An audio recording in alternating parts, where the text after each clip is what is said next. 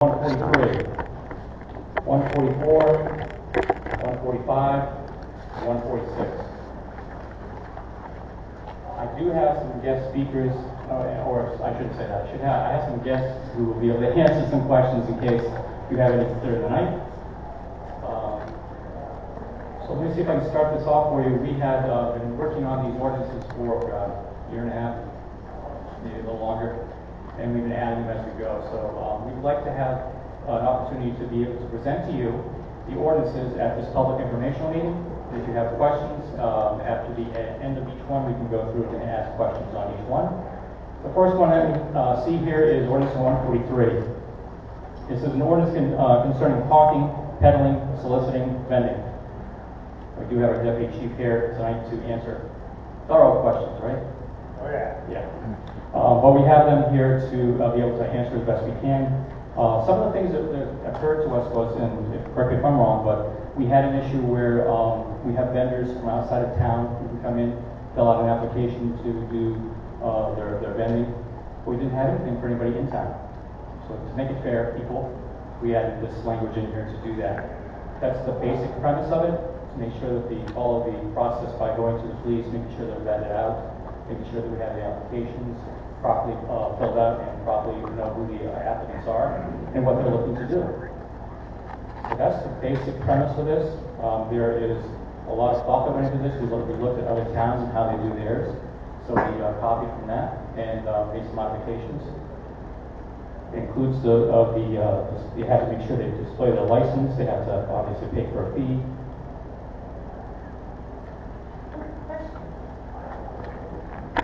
Have a question? The fee that is paid, the police department, is that money or does that go to the town?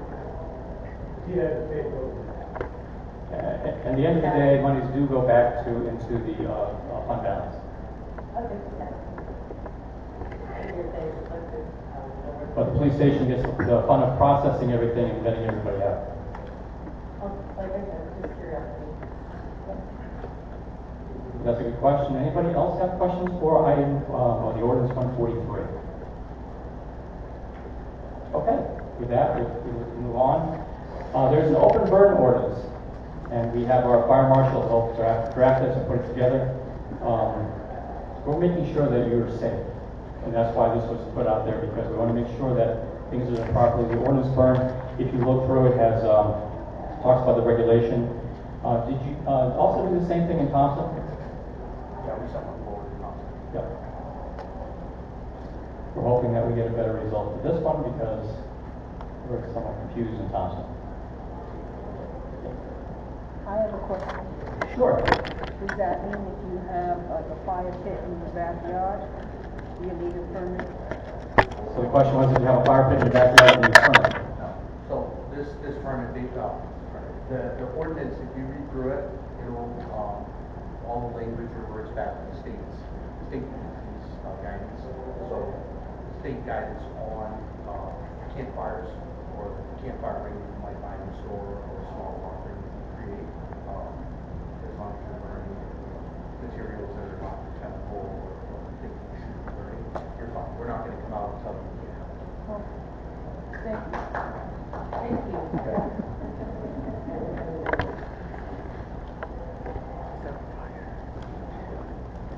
Are there any other questions?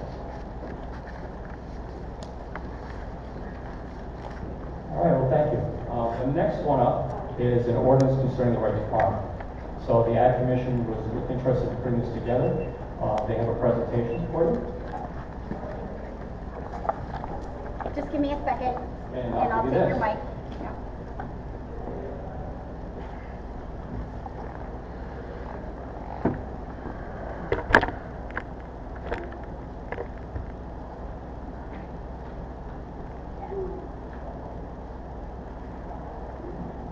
It's up. Okay. All right, hi everybody. My name is Jenny Kostakevich. I am the chair of the Plainfield Ag Commission, and I wanted to take a couple minutes. It's not a long presentation, but I want to take a couple minutes to explain the right to farm ordinance. First, I think it's important to note that the Plainfield Ag Commission's mission is to encourage, support, promote, and preserve agriculture in Plainfield. We were established by ordinance in June of 2015, and we are ordinance 130. On the left-hand side, you can see our current members. Several of us, including myself, have been members since the first meetings. I think that's really important to talk about. Another highlight I want to make, because it relates to Right to Farm, is some of the work that we're doing to encourage and promote farming in Plainfield. We received the distinction of our locally important farmland soils. The town of Plainfield, unfortunately, has developed almost all, except for like an acre, of our prime farmland. So this is an important distinction for if a farm wants to preserve or do conservation easements on their land. This is a requirement for them to have in order to do that. We fundraise and we award a scholarship for regional youth every year. We offer free ag-related educational opportunities for the public. We usually try to do 2 to 3 a year.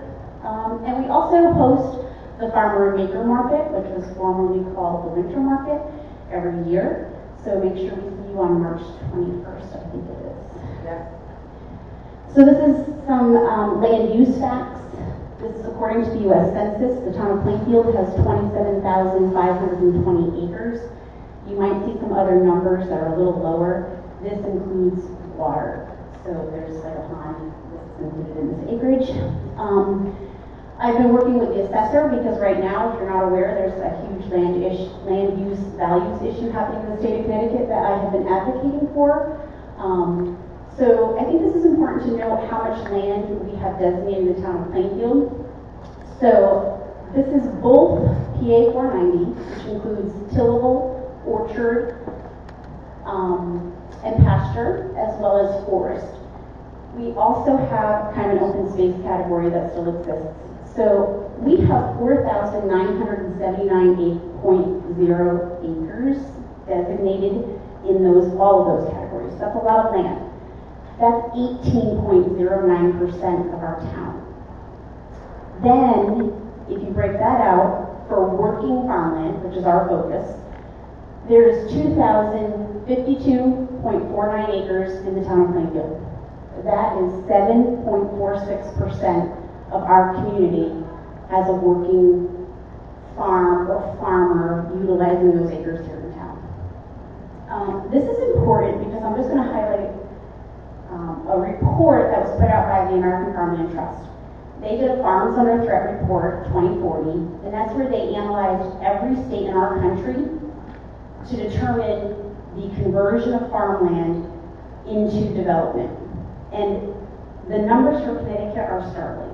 If we continue to develop our farmland at the rate we're doing right now, 55,000 acres in the state of Connecticut, so that's more than 2 playing fields, will be gone to development. And I will tell you, not 1 acre of farmland has ever been converted back. So this is important. So why should we adopt a right to farm in Plainfield? It lets people know we're a farm-friendly community. So a lot of our farmers are aging. They don't know what to do with their land. Obviously, they are rooted in agriculture. It's hard to find a buyer. So let's take this example of if I wanted to buy a house in a different community, I'm going to go to the internet first because that's easy. I'm going to do a Google search. I'm going to find out what their schools are like. Do they have a police department? What are their taxes? What's their mill rate? If a farmer is looking for farmland, they're going to do the same thing. And they're going to find out if a community is ag friendly.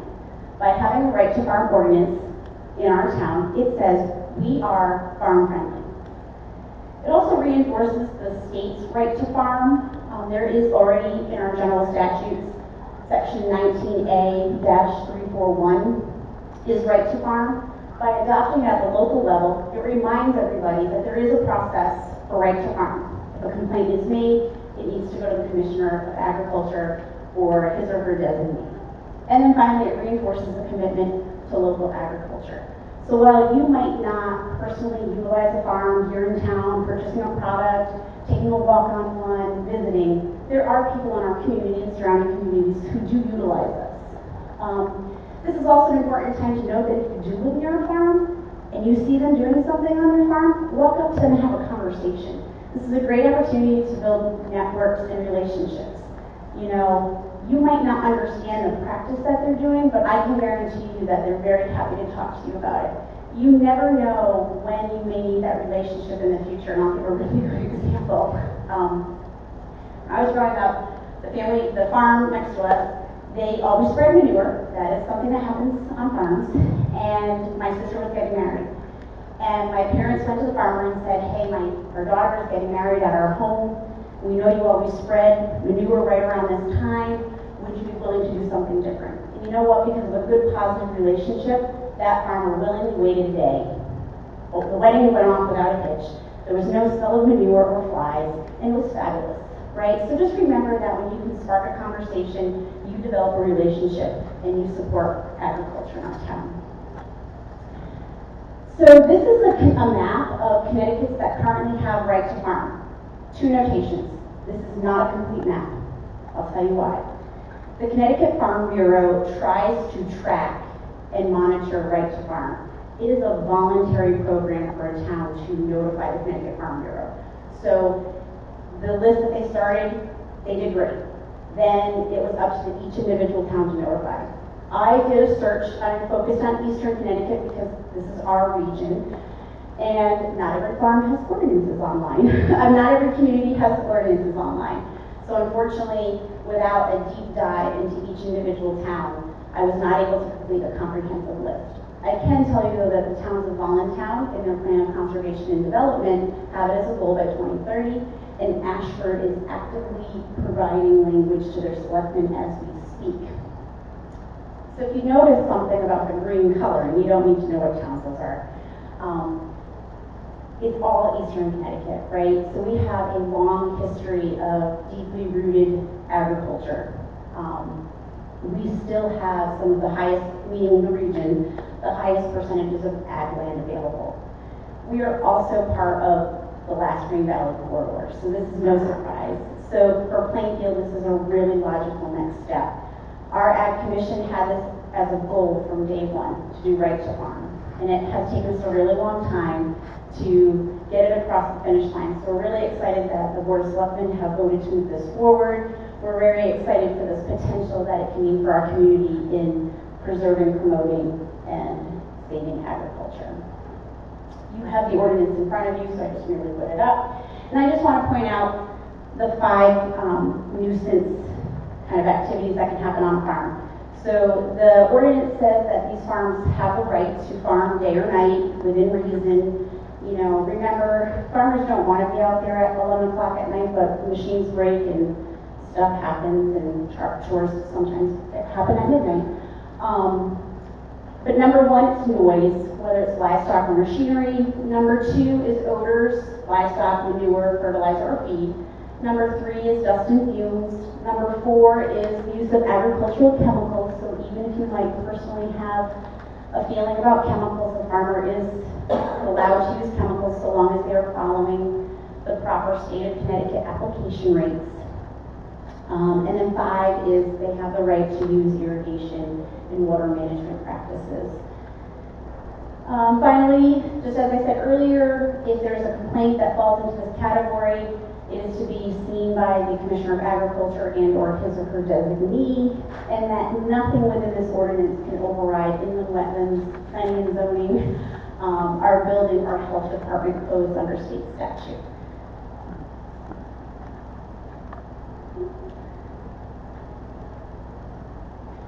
So the Plainfield Agricultural Commission, thank you for letting us be able to bring this forward. We hope that we will have your support in terms of voting yes to adopt this as an ordinance in the town of Plainfield. Thank you. Can I have Yes. You said this doesn't override the inland wetlands planning zone. What about vice versa? So we are, any farm, just like any landowner, any person who wants to put a shed, or if you want to put a barn up, just because you're a farm, you don't have the right to put your barn in, I'll say, a wetland. You still have to follow the same procedures as anybody else here in town. It is just saying that on these 5 bullets about noise, smell, fumes, chemical sprays. So you made reference to the, state statute. What does that say as opposed to what? So they're almost identical. Yep, so if you were to, this, and thank you for asking that question, this language is a direct lift. So if you Google, the Connecticut Farm Bureau right to farm language, this is what the Connecticut Farm Bureau encourages towns to adopt. It is a near mirror image of what the state statute says. Do they recommend any, just equate it to like the Board of Finance and the general fund, the state has suggested. So does the state have suggested language? You said it was 7%. So no, unfortunately, the state has no regulations about how much should be maintained as open space or as farmland. Obviously, our focus is farmland, but I think, thank you for asking that question, not to get in the weeds, but when we talk about growing food, you want to grow food, and I don't care if you're in Plainfield or Connecticut or Idaho or Texas. Soil scientists have identified what's called prime farmland. Prime farmland just doesn't mean it's got a great road spot, it doesn't mean it has good road frontage. It means that the soils of that ground and the slope of that ground are near perfect. So for Plainfield, what would be ideally considered prime farmland are like a river, kind of river, low-level land. Those are really rich soils. And like I said, a lot of our prime farmland has been developed. So when we're talking about growing food, we want to be in the best soil possible. So if we develop our best soils possible into parking lots and apartment buildings and warehouses or whatever, we're not getting that back. So we're going to be growing our food, whether it's here in Plainfield or here in Connecticut or wherever, we're going to be growing food in less than optimal soils. So that's how come that locally important farmland soils designation was really important that we did. So that says, hey, we still have some land that's really good, let's hold on to it. Any other questions? Thanks for the extra Thank time, you for Mr. the Cunningham. presentation. Very nice. Very good presentation. So that was ordinance 145. The last one that's up is an ordinance 146. There's really just minimal comment here on this one, 146. At the bottom of the page, you'll notice that the amount of the tax credit afforded under this program shall be $250.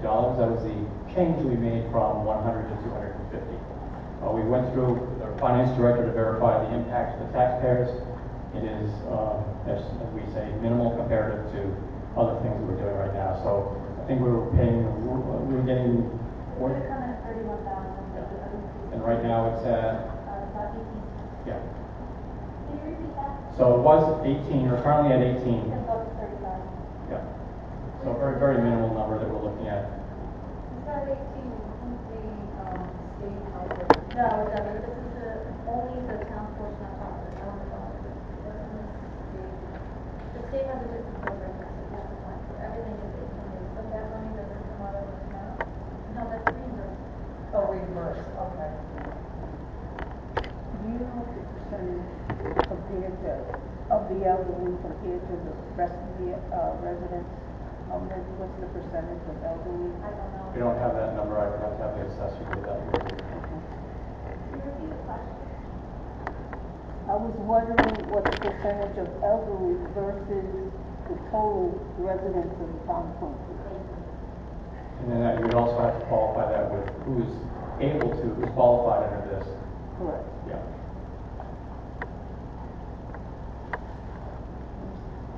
So how did you come up with this number if you don't know the number of? From the assessor gave us the information, but she's not doing that. Right. So again, this is a public informational meeting. I guess I do have a question. So the assessor gave you the number for the demographics of. No, just give me total overall tax. Okay, so how many people qualify for it then? Or do we not know You can that? multiply it, just take $6. Gotcha, thank you. She will give you the number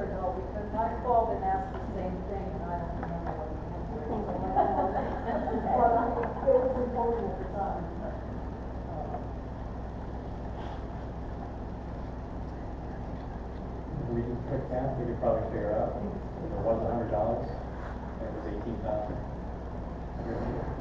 But we'll verify, we'll actually put it up online for you. Does that sound appropriate? We can put that number up online.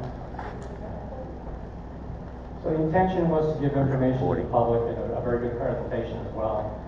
The idea is the next step. The next step is on our Board of Select meeting on Monday. We anticipate putting this out to a town vote. So there'll be five things on the town vote, these four, and the lease of the cell tower. And that'll be possibly on February 19th, so that information will come after Monday night's meeting to approve. You still have time to ask questions between now and then. So if you do have a question, please bring it forward to the town. We'll see if we can get you an answer. That particular question was going to go with numbers online for you. Okay? I thank everybody for coming tonight. And again, if you have any follow-up, please don't hesitate, ask.